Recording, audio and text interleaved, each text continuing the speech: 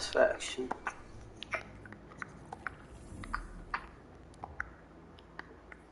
Huh?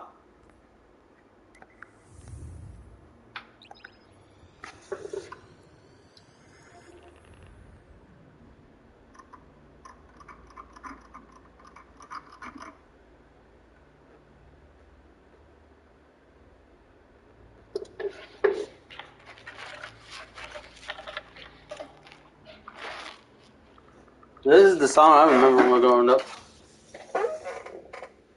Peace of mind. This is all I can be, man.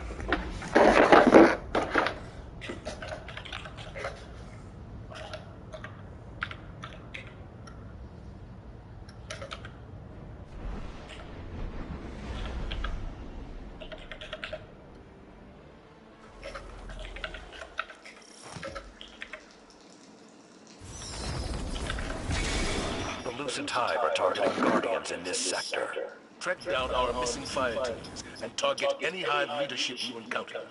Once you locate a Hive lieutenant, my scions will help you sever its connection to the Lucid Brood.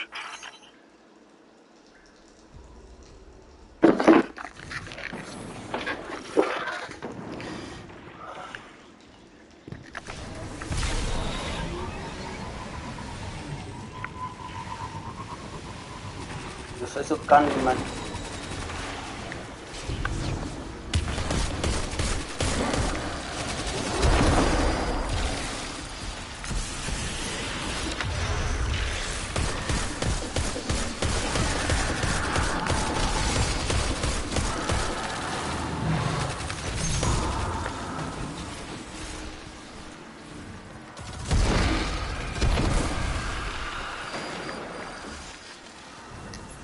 La funda.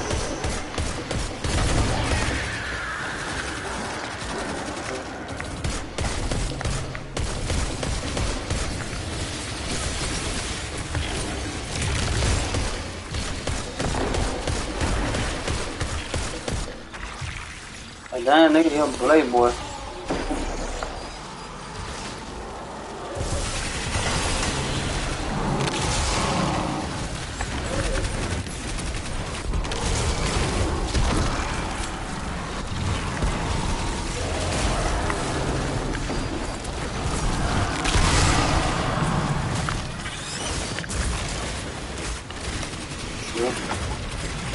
Yeah, but survive.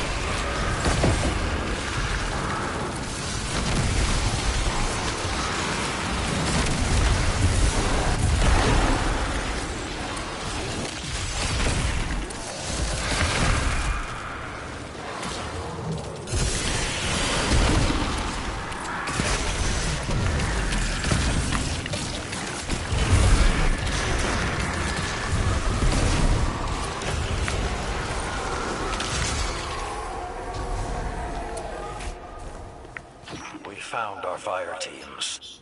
They've been desecrated, drained of their light. The most we can do now is honor their sacrifice. Burn out the Hive, Guardian. Ah, look how crossbow now has limited ammo.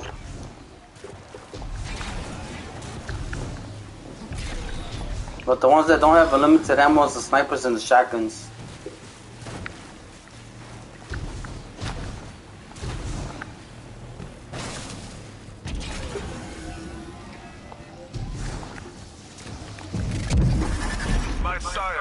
Not EDP, bro. Is not commonly used by the Hive. This could be why they were harvesting light.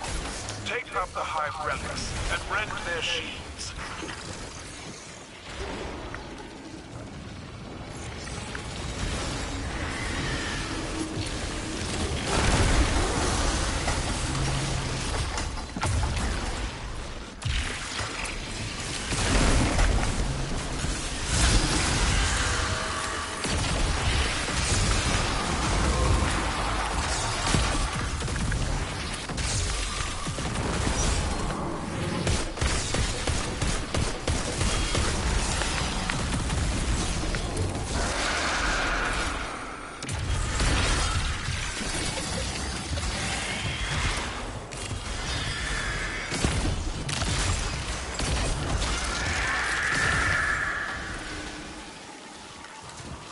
fuck is this?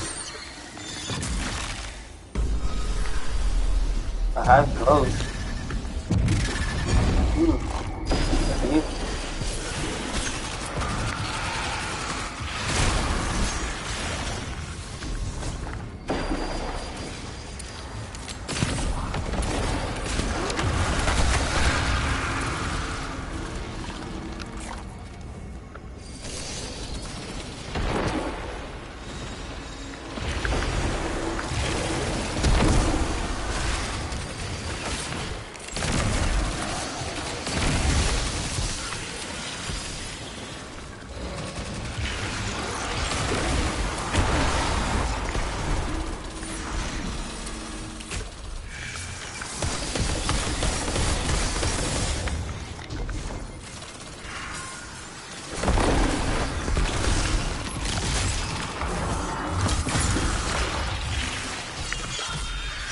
Hey, fine, sir.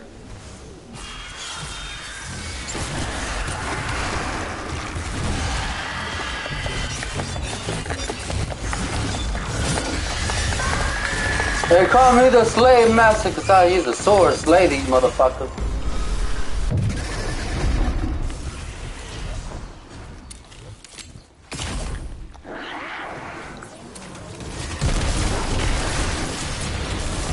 Damn! I was about to reply to the scene. Damn!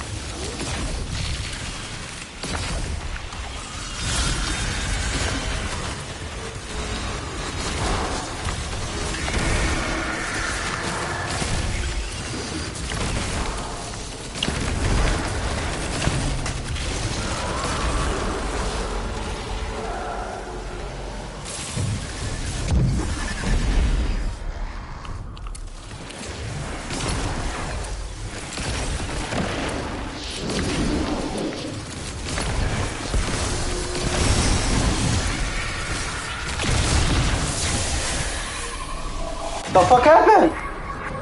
Why is it so dark? I'm scared of the dark. Let me go this gay shit.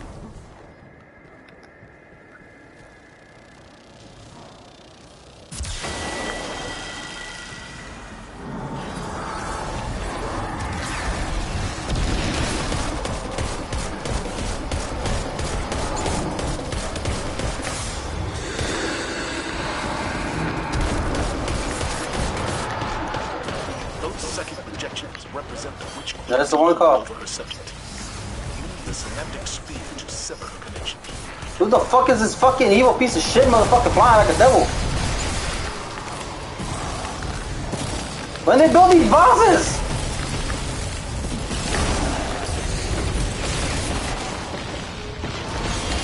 I'm dead.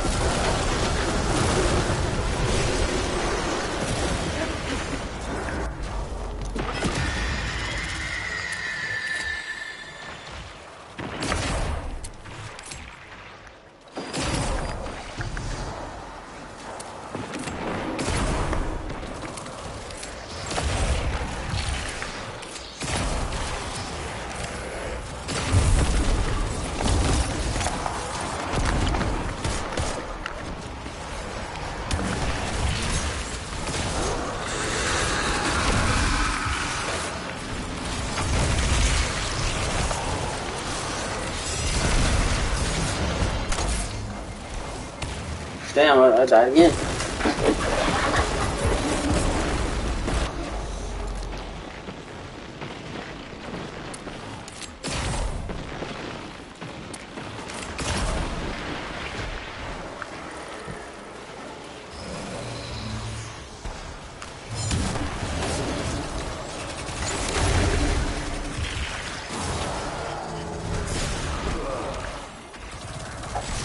Destroy the aspect of 7-2.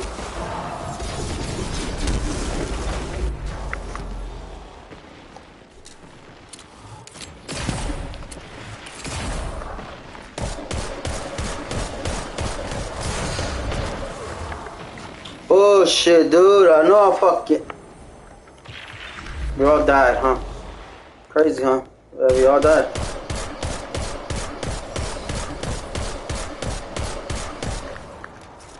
Fucking leave me the fuck alone.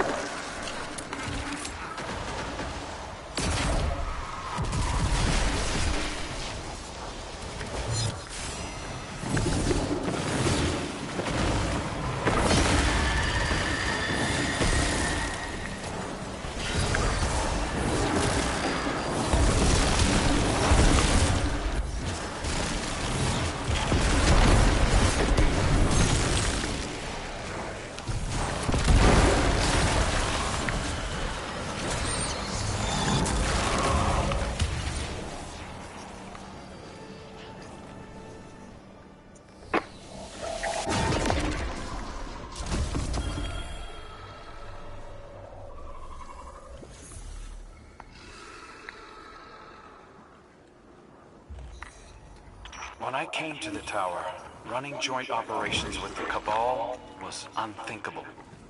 But here we are working together. I know Savathun is an enemy, but her brood have as much to fear from the Black Fleet as we do. I shall let your comparison of myself to the Witch Queen pass. This time. But do not try me with such foolishness again.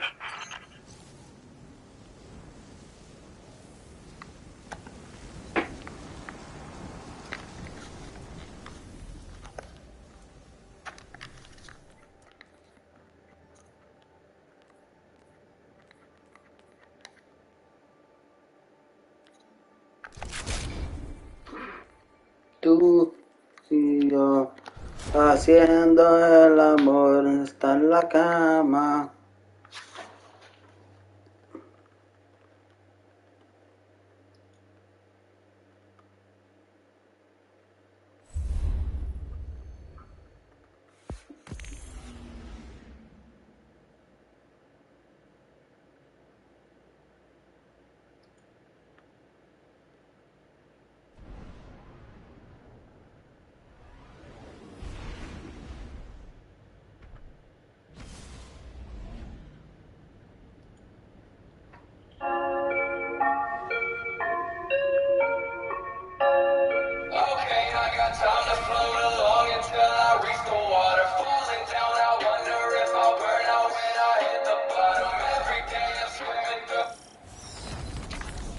Your mom's a bitch. A mighty invasion force, perched on Earth's doorstep. No doubt enabled by original using your stolen light. If we don't shut this down now, the Lucent Hive will retake the Scarlet Keep. And you will have traded Zivu Arav's forces with those of her sister. Have since been recovered and preserved online. Video games that we thought were lost forever have come back in the strangest ways, sometimes decades after they were canceled. We touched on this topic back in May of 2022, but there's just so many fascinating stories about lost games that we've had to come back a second time. Today we'll take a look at 4 games, why they were never released, how they got discovered, and where they are now. These are stories about canceled games that were released online by their creators, giveaways, gifts, or even stolen content. There's some exclusive information in this video, as there'll be plenty of it from the developers, collectors, and historians we contacted who helped get these games online. Let's start off with one of the most infamous canceled games in history, Star Fox 2. Star Fox 2 is a rare example of a canceled project that eventually got an official release. After years of various builds getting leaked online, Nintendo announced that finished the game was available for their then Super NES Classic Edition. Like its predecessor, Star Fox 2 was co-developed by Nintendo EAD Japan and First Argonaut Software, who had formed a tight bond since their connection in the early 90s. The company originally had a pre-title deal with Nintendo where they had to develop games. Damn, they knew this fucking. For effects chip, the original Star Fox games. 2 production programmers from Argonaut, Giles Goddard and Dylan Cuthbert. I can't believe we got the Cabal helping us out. The development of Star Fox 2 started right after the first game was finished. According to leaked snippets of the game's source code, programming began on February 16, 1990. Yeah, and a lot of them are in the fucking now in the tower. Cuthbert would serve as the lead programmer on the project, with 2 Nintendo EAD coders working under him. It was a small team of people overseen by Shigeru Miyamoto, a director company at the machine. Cuthbert recalls looking at the during the production of Star Fox 2, having limited contact with Argonaut or the outside world in general. Both technically and in design, Star Fox 2 is a much more complex game than the original. Early on, the title should use more powerful hardware.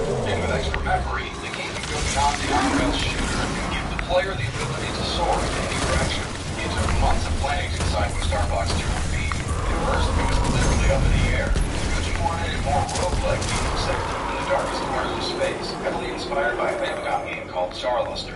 While researching the game's overall feel, Cuthbert tinkered with the R-Wing's ability to transform and developed a 3D platforming prototype. Hard It was to then hide a decided giant this was the cabal way to go. ruckus. The sequel I would be don't an wish to strategic hide. space shooter I and want have low-ground Sabathun's dungeon brood crawler. to see Feature the of the above agents of their considered the original destruction. Star Fox an experimental platform, so it was natural that the next game would feature many new ideas that pushed the SNES to its limits. Star Fox 2's story takes place right after the events of the first game.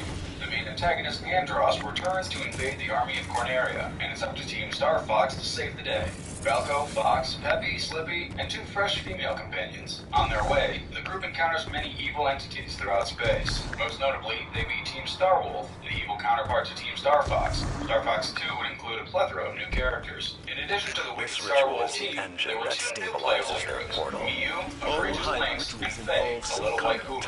There were plenty of other ideas for the updated Star Fox team. Looking at leaked sprite sheets, we can see designs for all sorts of creatures that could have made it into the game. There were gazelles, bison, bears, sheep, lemurs, dogs, pigs, rabbits, robots, and, interestingly, African-American women. Were this in the final product, it would have been the first human character to appear in a Star Fox game, and one of the earliest examples of black representation in a Nintendo title. The exact name of this character, if they ever had one, is unknown, and Dylan Cuthbert has no memory of their creation. Star Fox 2 made its public debut at the Consumer Electronics Show in January 1995. Nintendo spent most of its time at the show promoting upcoming Super FX games, with Star Fox 2 as the top title.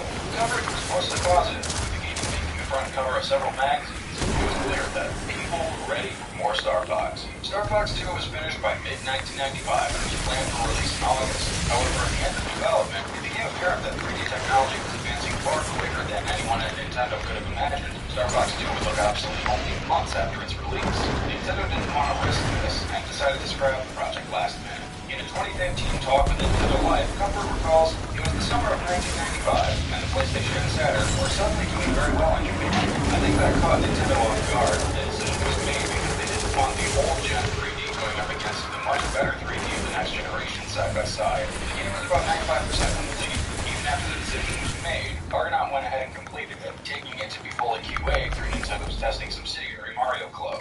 Nintendo decided to focus on titles for the upcoming Nintendo 64, including a new Star Fox game that began production right after Star Fox 2 was canceled. You can see many elements of Star Fox 2 in Star Fox 64, such as Eve Starwolf and all range mode battles.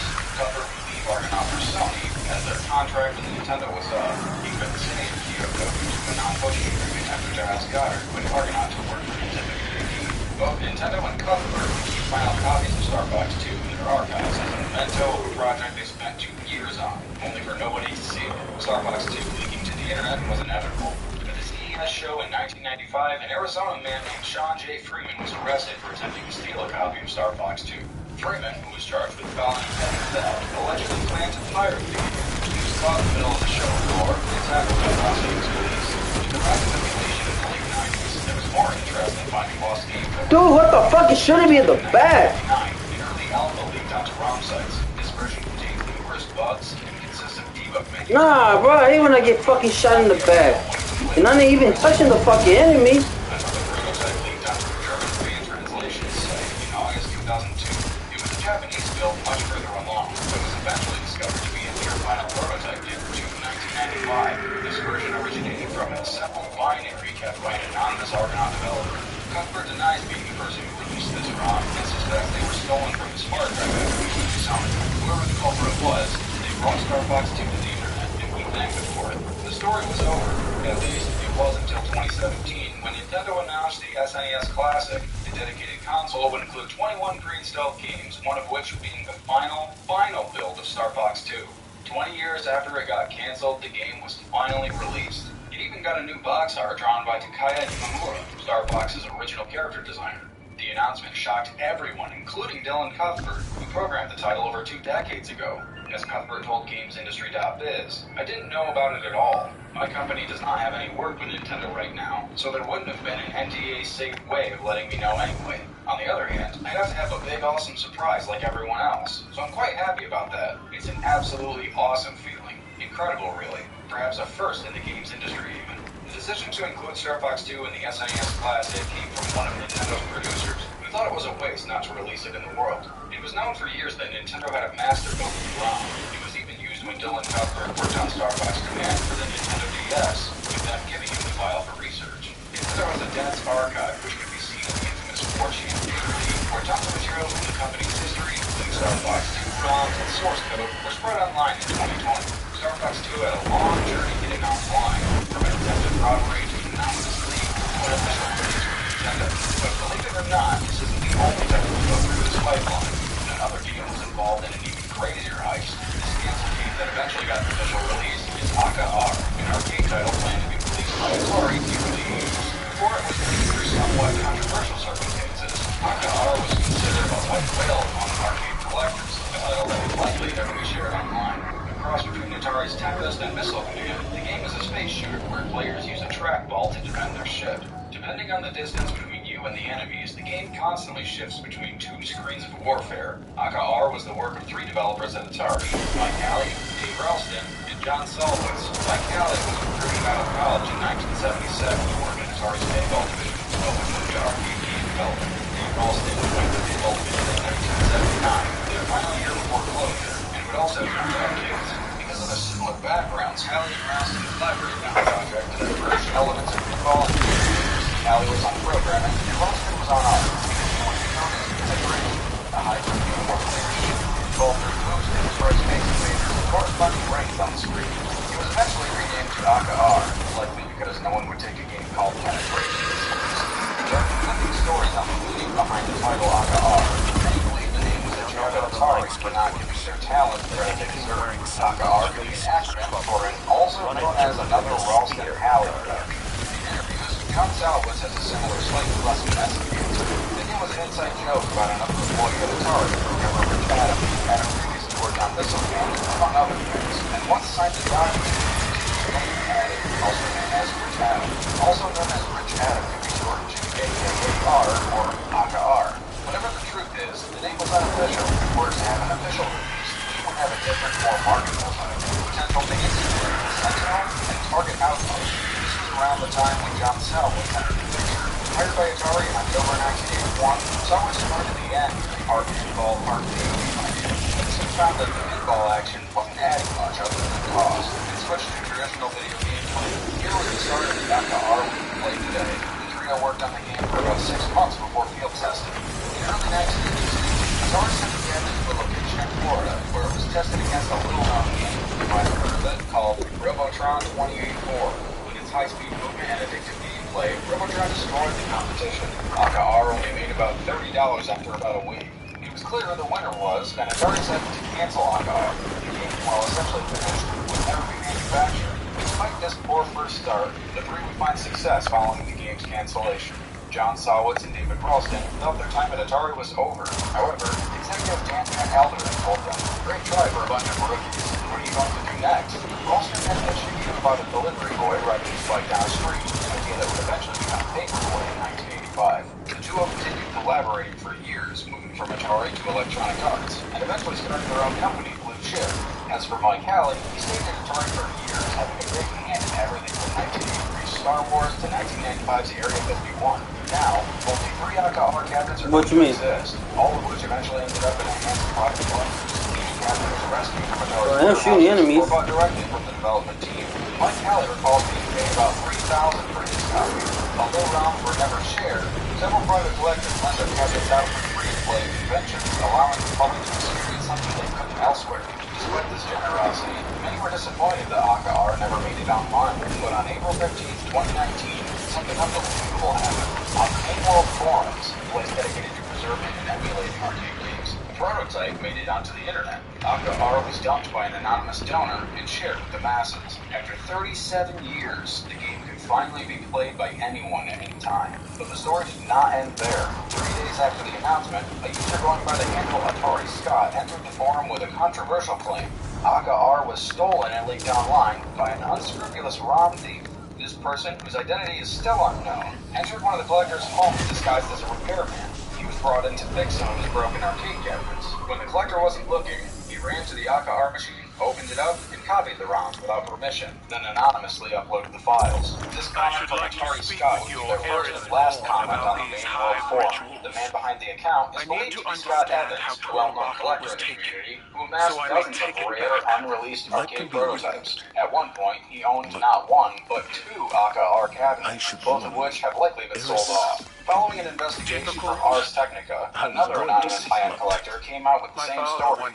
He argued that this was the worst way to go about video game preservation, as the ROM repairman stole data from the person who saved the arcade game, rather than forming an actual relationship with the collector and building a path to public preservation. They probably just pissed them off and made them double down. But with the game now on the internet, it was reunited with the owners of the Atari license. They still own the rights, meaning it could be officially released. In 2021, Aka-R was bundled with the Arcade 1-Up's Atari Legacy cabinet alongside 13 other titles. In 2022, it was part of Atari 50, a curated collection of more than 90 playable Atari games throughout its history. There's a few other unreleased games in Atari 50, and if you sort by date, you can see them grouped together since they don't have a release date. Atari 50 came out in November 2022 for Switch, Xbox, PlayStation, and PC.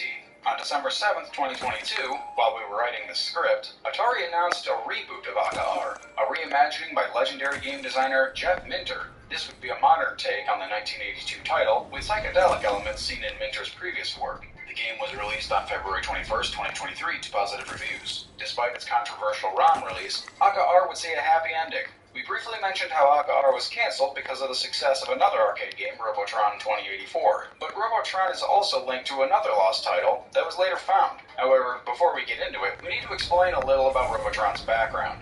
Released by Atari competitor Williams Electronics in 1982, Robotron is one of the most iconic arcade titles of the Golden Age. The game is a frantic top-down arcade shooter where the player runs around killing an onslaught of robots to save humanity, and its influence is still felt to this day. Robotron was developed by BitKids, a design firm founded by ex-Williams employees who eventually had a few unreleased games of their own. BitKids was started by programmers Eugene Jarvis and Larry DeMar. Jarvis was another member of Atari's Pinball division who left to Williams in 1979.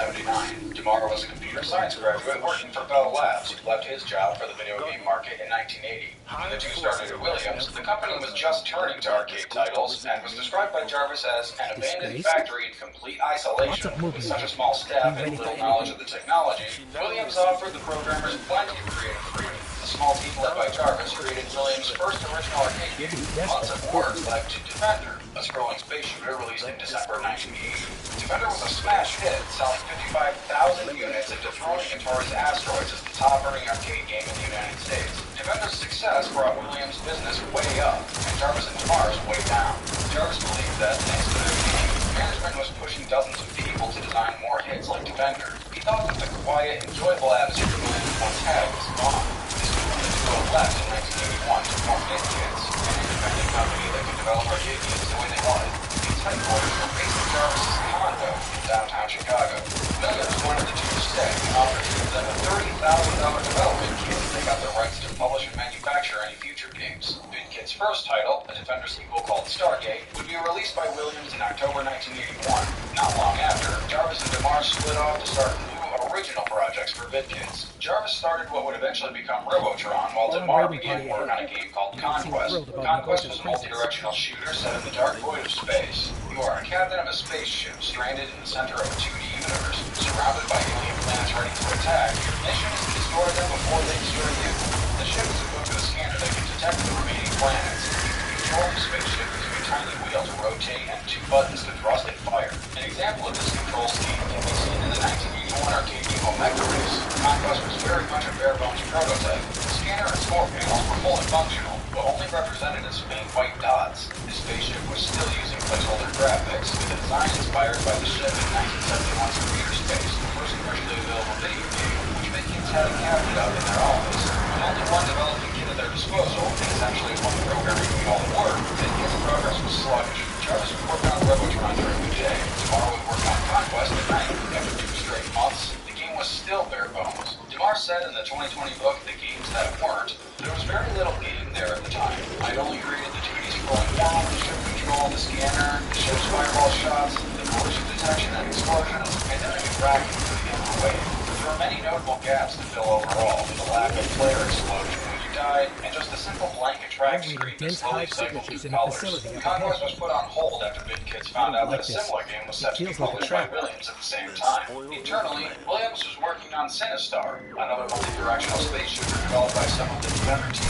Jarvis and Kamar were worried that Williams would prioritize their own game over one made by an outside company, so VidKids focused on Robotron and would decide later whether or not to resume Conquest. They never did. The company would put out one more game for Williams, the obscure 1983 title Blaster, before shutting its doors in 1984. Jarvis left to get his master's degree at Stanford. DeMar would return to Williams, with Jarvis following him soon after. A quiet ending for one of the most unrecognized arcade developers of the 80s. Enter Jeff Vavasour, an early expert in emulation. Vavasour was a Canadian developer who made a name for himself designing home computer emulators for the PC in the early 90s. In November 1994, he was hired by Digital Eclipse Software, working on some of the first commercial emulators. Digital Eclipse was mostly doing Macintosh work at the time, but was looking to branch out into PC, Super Nintendo, and Sega Genesis. One of Vavasour's first jobs at the company was the SNES version of Williams Arcade's Greatest Hits. The game was a collection of arcade ports from Williams' golden age, including VidKids' Stargate and Robotron. During the project, Vavasour made friends with Larry DeMar, then the head of Williams' pinball division. DeMar sent Vavasour the source code to all his games so he could render them as accurately as possible without emulation. The VidKids library came with a special gift. The partial code for Conquest stated... Oh, facing the fucking bitch ass, screaming ass, son of a bitch ass wizard. Star Fox 2 and Aka R have had their final or near final rounds published. No such thing existed for Conquest. The source code was never shared, and stayed in Vavasour's pocket for decades. In 2009, Vavasour established Code Mystics, a company specializing in retrofitting ports. Code Mystics has worked on dozens of titles with credits on everything from Rare Replay to the King of Fighters series. They even have a special thanks for Atari 50, which Digital Eclipse developed. At the end of 2020, they released something that has been in their archives for nearly 25 years. VidKids, Vavasour compiled the Conquest source code and uploaded it to their site as a free-to-play browser game. It runs smoothly on a custom Williams arcade emulator, and is a first look at an arcade game that was close to being lost forever. Conquest can be played on any PC, anytime, anywhere. You can boot up the game right now with just a few simple clicks. Check it out at YouTube. Today's video is something completely different. Grab yourself in, this is a strange one. Here is Drax Night Out, an unreleased Nintendo Entertainment System game planned to be released by Warner Bros. In 1991. At first glance, this is a March December game. You play as Dracula, the king of vampires, who's on a mission to find his beautiful bride, Mina, before sunrise. Dracula, or Drac, as the game likes to call it, only has 6 hours to make it, and he constantly has to avoid angry mobs and monsters trying to get in his way. The game consists of 2 scenes. The first scene is in Drac's castle, where you strategically sneak past enemies using a plethora of gold-style shooting traps to kill anyone in your way. The second scene has Drac out on the town, where players must go in and out of strangers' houses to find Mina's location. If you can find her before the clock strikes 6, you win. Even by NES standards, Drac Night Out is pretty simplistic, but what makes this game particularly interesting is the bizarre, blatantly last-man promotional login. Word to be released, Drac Night Out would be the first video game featuring a Reebok pump, a flash-of-light inflatable shoe released by Reebok in 1989. While Drac is out killing innocent civilians and sucking people's blood, he's wearing some of the most stylish sneakers on the market. Good for him. It should be clear that the Reebok connection wasn't always there. Drax Night Out was the brainchild of 2 men, Mark Lesser and Rex Bradford. Did you know Gaming managed to get in touch with both developers? He has plenty of insight into the game's bizarre creation. Mark Lesser got his start in video games in the early 70s, working on handheld games for companies like Mattel. In 1980, he was hired by Partner Bros, where he worked on Atari VCS titles like Frogger 2, and an unreleased over-the-ring game that was entirely finished. He was here where Lesser met programmer Rex Bradford, who was also working on the VCS and became good friends with. Bradford was not at Partner Bros for long, because he left for Activision's short-lived office in Boston. When that division closed in the spring of 1984, he co-founded a company of his own to develop Partner Bros. Activision programmer Charlie Heath. Microsmiths was a tiny team of talented developers based in the coastal town of Ipswich, Massachusetts. Mark Lesser came on about a year after Microsmiths started. Most of them around the 80s and early 90s with just the 3 of them, plus freelancers. With the company run entirely by ex-employees, Microsmiths had a close relationship with Partner Bros. Starting in 1990, Partner Bros. Began publishing games for the NES, titles such as Heavy Shred and Family Force. The company had the original idea to do a Dracula-based game, and commissioned Microsmiths to design it. Rex Bradford would come up with the castle scenes, while Mark Lesser would do the other half of the town. Parker Bros accepted the pitch, and development began on Drax Night Out. Bradford and Lesser would code, while a freelancer did the artwork. Microsmiths had no luxury of a hardware emulator on NES. All they had was a RAM-based cartridge where code could be inserted using a computer. Despite such limitations, Drax Night Out was a memorable project for both developers. Lesser, who was in the industry for over 25 years, says Drax was one of his favorite games to work on, even with its sad demise. Late into the production, Reebok hopped on board, insisting that the pump be added to the game to fulfill a licensing agreement with Parker Bros. Microsmiths objected, but had no say in the final decision. In the end, they had to do it. They distributed Reebok pump sneakers throughout the castle. When Drax touched one, everybody with the superstar Mario. It was a small change, but it was the best they could do. Drax Night Out was in development for about a year. It reached the Golden Master stage and was 100% ready for release before being canceled at the last minute. The exact reason for Drax's cancellation is unknown, but it's believed that Parker Bros decided to exit from NES development right as the game was finished. It may just be that their publication license expired and they elected not to renew. Keep in mind that Parker Bros had 2 other NES games in development at the time, both of which were canceled. Bradford and Lesser were given free pairs of Reebok pumps for their efforts in the game. Out of spite, Lesser never wore his pumps. Regardless of no receipt, Bradford had a friend return his pair to the mall and split the money with her. Microsmiths would never develop another NES game, but continued doing titles for other systems like the Sega Genesis. They would close their doors in 1996. As Bradford recounts, we did various other projects and tried to do more original games, but the scope of game development quickly got away from our small size, and we never rode the wave of building a big company. I went on to work at Looking Glass Studios in the 90s, and Mark and Charlie went on to do other things too. To a city shrouded in darkness through the nearby caverns.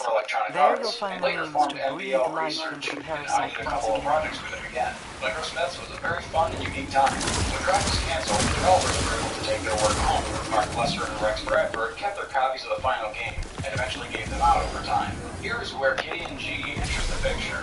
If that name rings a bell, G is one of the most prolific ROM hack translators online. He's done localizations for games like Cave Story and Shin Megami Tensei. He even did one for Star Fox 2 with a near-final build leaked in 2002. G grew up in suburban Massachusetts and had a lifelong love of video games. The NES was a big thing for him when he was in elementary school, and he found himself playing almost every day. G's parents were active in their town and knew most of the neighbors, so when they found out someone on their street, a man named Rex Bradford, was working on a game for the system, they told him right away. G got to play Drax Night Out in various stages of development at Bradford's house, working as a young playtester. Bradford loaned a near-final cartridge to him and other neighborhood kids, and eventually he ended up with it permanently after its cancellation. It wasn't until the late 90s when G started getting deep into the early emulation scene that he became aware of what he had. In the early odds, G loaned his cartridge to an NES dumping group, where it was quickly preserved and shared online. Drax Night Out, a holy grail of the NES, was saved by the neighbor of the person who created it. G's family is still in possession of the cartridge, which currently resides in a basement in Rhode Island. Another prototype exists in the hands of Jeremy Smith. Fans of Digino Gaming may recognize that name, as we mentioned him in the first Lost Games That Were Found video. The avid collector of unreleased NES games, Smith bought his prototype years ago in an auction. The seller was someone in the industry who thought let them take the Nintendo prototypes home from their office. Drax Night Out was the only unreleased title in the auction. Smith bought it for a measly price of $200, and now it's one of the crown jewels in his collection. More recently, Smith purchased the original box art painting, which gives us a peek at what Drax would have looked like on a store shelf. Look, he's wearing sweatpants. Luckily, researchers we're facing it over there. Drax Night Out sent us something that we were not expecting. Lesser, who is now retired, had kept a copy of Drax Night Out in his collection for over 30 years. If Lesser's prototype is what the EEPROMs claim to be, it's the long-rumored master build. It should be noted that while the Gideon G prototype is beatable, we are unsure whether it's the 100% finished game. It contains several bugs during the town sequence and lacks any form of credits, so there is a chance that this prototype could be something new. Lesser was willing to get his cartridge preserved, and Digino Gaming knew just who to contact. The Video Game History Foundation, a non-profit organization we've discussed many times in our videos, has dealt with hundreds of NES prototypes. Its founder, Frank Cifaldi, had a hand in releasing most of the unreleased NES games we have today. If anyone can get the data off Lesser's chips, it would be Cifaldi. We put Lesser in touch with Cifaldi, and the conversation to get Drax Night Out, as well as any other game that's ever in his collection preserved, is still ongoing as of this recording. He was hoping something new can be found. Drax Night Out is one of many unreleased games that's gone from forgotten to found. This video would not have been possible without the hardworking historians, developers, and collectors who saved these titles from extinction. When video game preservation is done right, it can tell some truly unique stories.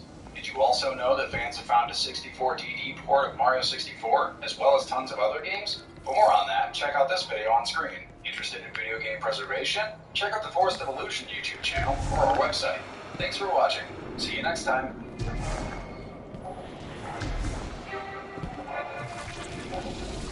He's concentrating too hard.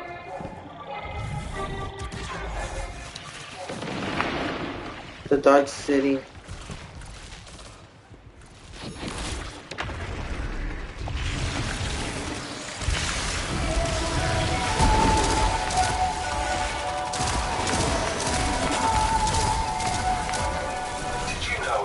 Metroid Prime 3 was finished, one of its developers pitched a game called Metroid Tactics, where that Next Level Games was building a Metroid game with PS3 level graphics codenamed Project Valkyrie. And years before that, Miyamoto was pushing for Metroid to get a sequel on the Nintendo 64.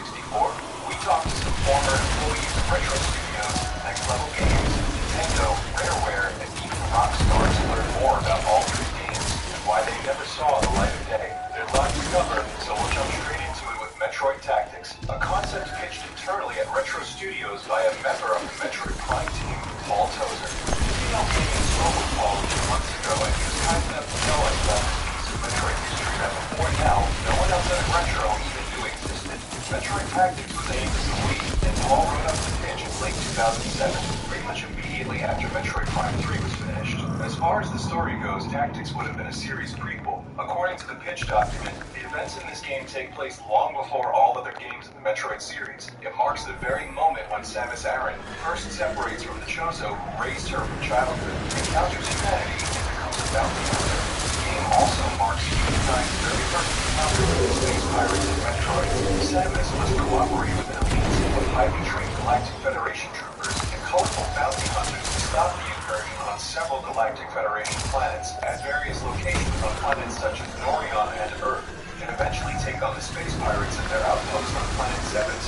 As for the gameplay, it's basically XCOM, Paul told us. It was XCOM in the Metroid universe, except instead of fighting aliens, you're fighting space pirates, who are also aliens, but different. If you're not familiar with XCOM, it's like a more mature and complex version of Mario and Rabbids gameplay, sort of in the same ballpark as Fire Emblem, Advance Wars, and Final Fantasy Tactics. In XCOM, about half the game is grid-based tactical combat, and the other half is spent at your base hiring and outfitting soldiers, building base expansions like genetics labs and satellite uplinks, having your scientists research new weapons and equipment, and so on. XCOM was a revolutionary PC game back in 1994, then in 2012 got a remake for the PS3, Xbox 360, Vita, PC, mobile, or basically every platform that wasn't Nintendo, maybe because it was rated M. But of course, Retro would have had its own unique spin on the XCOM formula. According to the pitch document, Metroid Tactics allows the player to control the legendary Samus Aran, a squad of elite Galactic Federation troops, and various other bounty hunters as they work together to defeat the space pirates. Along the way, the player can hire new units and upgrade all of the units in his team with many different kinds of new armor, weapons, skills, and abilities, with Samus and the various bounty hunters having a large number of unique abilities that will prove invaluable in combat. Samus is the main character, but you don't really play as Samus. She's just one soldier under the player's command. So,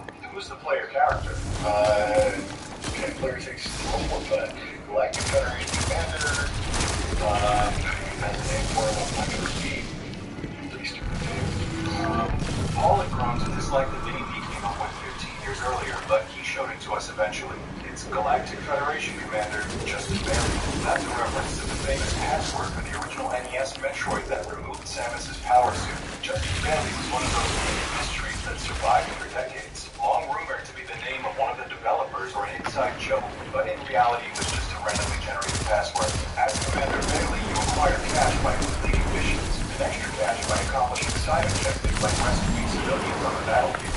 Space pirates drop their weapons from other technology after they're killed, which is sold off for even more cash. Back at the base, you can spend your space bucks to hire Galactic Federation troopers and truly powerful bounty hunters, who of course are more expensive. You can also purchase weapons, armor, various equipment. Well, I fell off the fucking map, yo.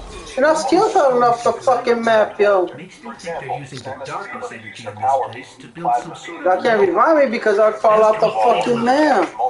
Fucking game is retarded Ice sometimes. Missile, which freezes non-boss enemies for several turns. Super Missile, Seeker Missile, Boost Ball, that has fast movement and can damage and knock back enemies, and power bombs. The doc goes on to explain how each unit can earn experience through battle, and they'll gain access to new abilities. Like Samus can't use her secret missile ability from the get-go, but will acquire it at a later level.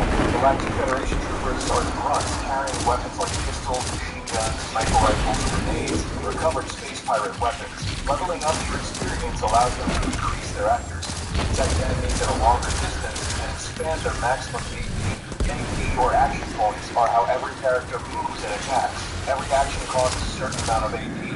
For example, a trooper can fire a standard shot for 2 AP, a burst shot for 4, or throw a grenade at the cost of 8 AP. Dude, what the fuck is... Illustrated by the pitch document's one and only mock-up screenshot, which shows Samus and a couple of troopers fighting a space pirate and a berserker pirate.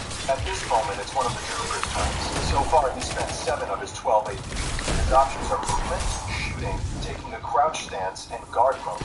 During gameplay, all these options are selected with the Wii pointer controls. Pitch doc says Metroid Tactics uses a control interface similar to mouse-driven turn-based interfaces. The fuck? For the Wii that lays out details for button functions and so forth. Berserker's battle is meant to be one of the game's boss fights. The fuck? I ain't even got to... Oh my god. Metroid Tactics presents a unique opportunity in the scale and scope of creature battle, and the presence of massive boss creatures and challenging boss-like encounters that will demand the utmost of the player's tactical decision-making. Many of the most famous creatures from the Metroid franchise, such as Ridley and the Berserker Pirate, are a natural fit for the massive boss battles that will require the utmost of Samus and the team. The doc ends with an explanation of why the game should continue. 4 points are given, bringing Metroid to use boss battles into an entirely new genre, inventive uses of the Wii remote, that it'll be pretty cheap to produce since it can reuse much of the Prime Trilogy's engine, models, and animations, and the format makes multiplayer easy to develop without having to worry too much about network performance or bandwidth. In other words, online frame drops won't break a tactics game like they would in a first-person shooter. So why did Metroid Tactics get made? It was designed and presented by Paul Tozer, a huge Metroid fan who joined Retro Studios after Metroid Prime and became one of the programmers for Prime 2 and 3. Retro was getting kind of burnt out on Metroid after the second Prime game and wanted to move on to another IP. That's when they asked Nintendo if they could make a Zelda spin-off starring Sheik. But Satoru Iwata asked them to make one more Metroid Prime to finish the trilogy, which they did. Then afterwards, Retro really wanted to move on. We heard this from several other Retro guys we spoke to. They called it franchise fatigue. But Paul was one of the team members still gung-ho on Metroid and was ready for Prime 4, or a spin-off like Metroid Tactics. He ended up quitting the same week Retro switched to making Donkey Kong games. As far as his credentials, Paul's got design credits on 3 strategy games that did release, and he also helped write the design for Heroes of Hyrule, the Zelda Tactics game Retro cooked up 3 years earlier. He talks about that pitch a few months ago. I'll have a link in the description in case you missed that video. But while Heroes of Hyrule had several developers working on it before ultimately getting rejected by Nintendo, Metroid Tactics was just Paul, and it got rejected by Retro's higher-ups. Nintendo never saw the pitch. Paul told us, if there was a way to do something from inside Retro Studios that would make it all the way up the chain to Nintendo and actually get approved for production, then I never figured out what it was, and no one else at Retro did either. In order to succeed, a pitch would have to enlist the support of then design lead Mark Pacini, studio head Michael Kelbaugh, and Nintendo producer Kensuke Tanabe. And those 3 individuals had wildly different tastes and perspectives on gameplay and different goals for what they wanted to see Retro Studios working on. Knowing what we know now, there's a good chance Nintendo would have rejected the pitch anyway, since they started development on Metroid Other M around the same time. And it's unlikely they would have greenlit 2 Metroid games to release so close together on the same console. And, well, that's the story of Metroid Tactics from start to finish. A cool idea from the Metroid Prime team that just never got any traction. Sure would be cool to see an XCOM fan mod someday, though. Okay, now for the next game. In 2014, 3 pieces of concept art were accidentally shared online by a former artist at Next Level Games. The studio probably best known today as the highest level right now, 7,006. I'm gonna get out, bro. Pretty much everyone who would talk wanted to remain anonymous. I'll talk to you if I get on tomorrow. I get on tomorrow. If I don't, talk to you probably on Thursday. Well, I mean Wednesday. On his art website. One was a stylized Samus design. 2 Samuses, actually, which we'll explain here in just a minute.